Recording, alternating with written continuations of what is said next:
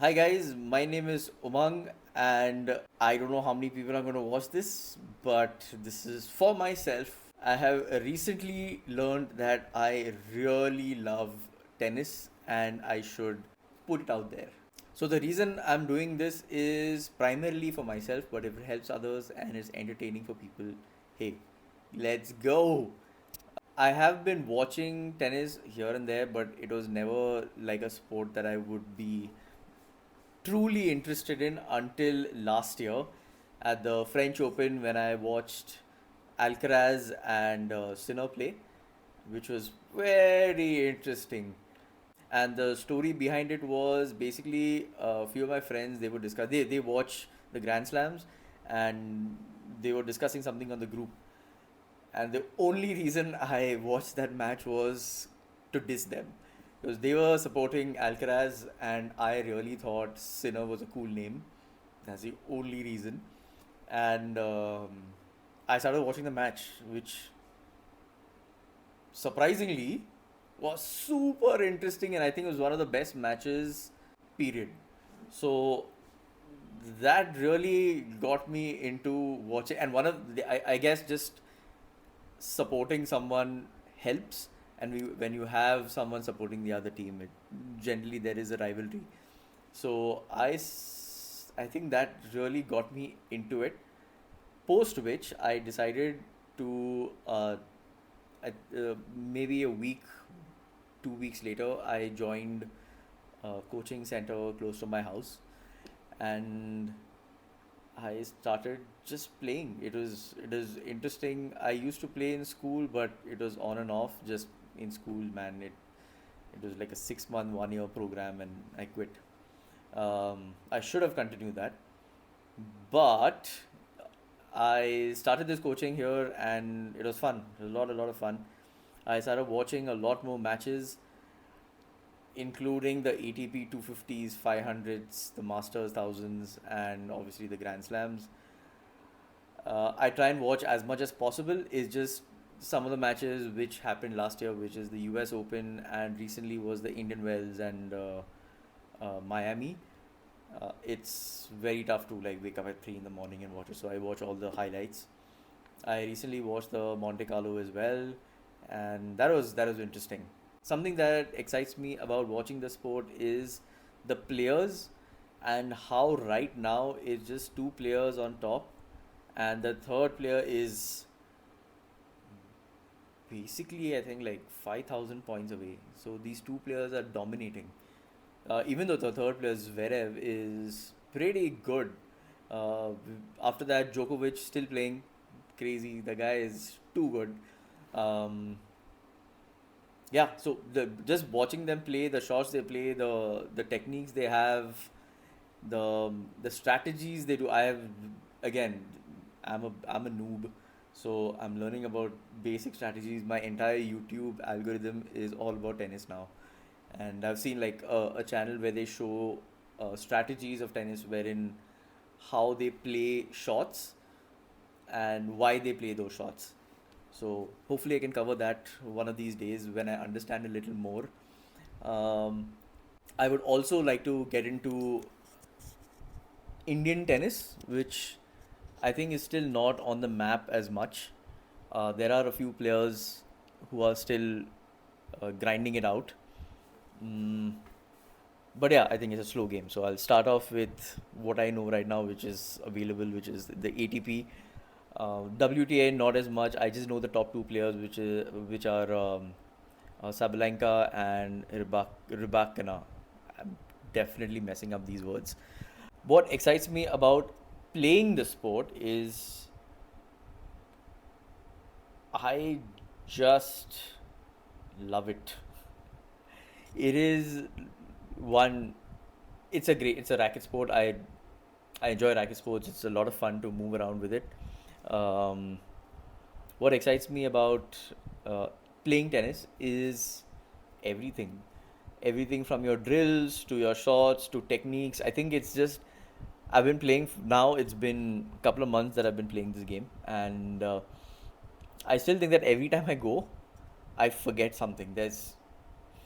either your swing or your footwork, or I get exhausted really quickly. So I'm working on that, which, by the way, has improved in the last few days, I think. Because of tennis, I have also started concentrating on because of tennis. I've also started concentrating on my health, which uh, which also means strength training so that I don't get injured. The first few months I started off and I injured some part of my body, and off late is the wrist, and this is much better now. Been going to physio and then getting that sorted. I don't want to quit, so I'm trying to like work around everything so that I continue the sport.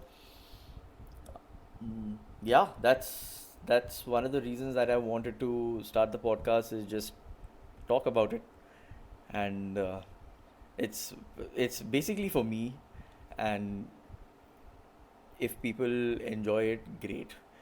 And one major reason probably would be to connect with fellow tennis players and watchers, and create a community around tennis.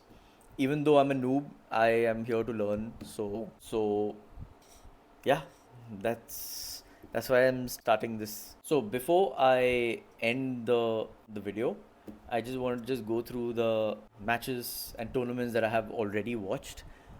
Is one is your in this year is Indian Wells, which is hard court, and the winner there was Sinner. Yay! Uh, Alcaraz lost against Alcaraz lost against Corda, I believe. So I'll have to check that. I don't I think it's Corda.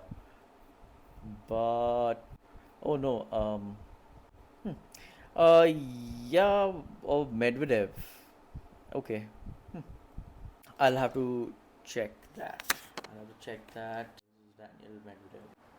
Corda.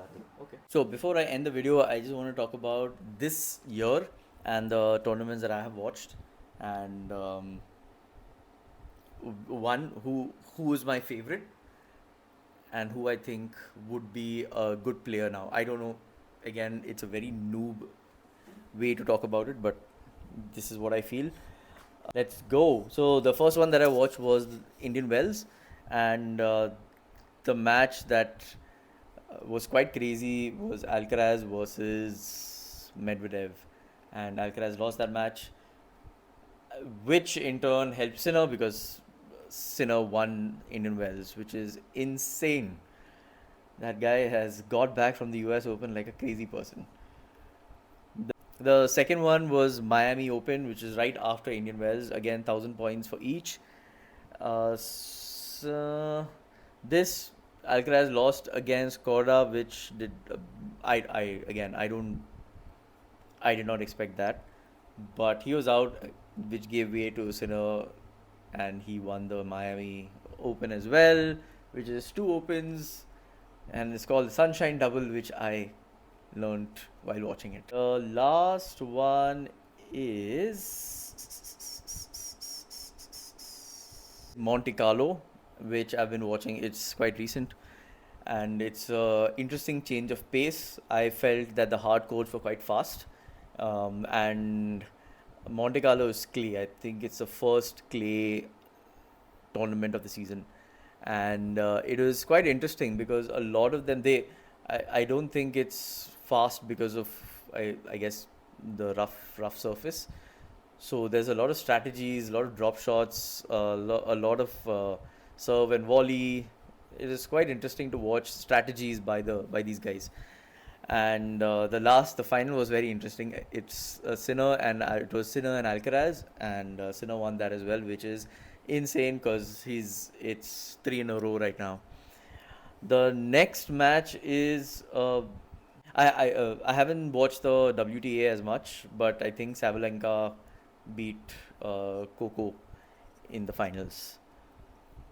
I'm interested in watching a few players now. One is I would love to have Zverev win a slam, even though I'm a huge fan of Sinner and Alcaraz, but Zverev deserves it. He's been trying, but oh man, it's just not getting through. Um, Then there's a new guy on tour called Jodar or Yodar, another Spanish guy, and he's Rafa. He's someone that I think is quite interesting to watch. He's been winning quite a bit. Then there is another guy called Fonseca. He off late he's been playing really well. Initially, I think the first half of this year, he was suffering from some injuries. I also like Muzetti. I like his one-handed backhand. So I've while coaching, I have picked up the one-handed backhand versus the two-handed. I'm more comfortable playing that.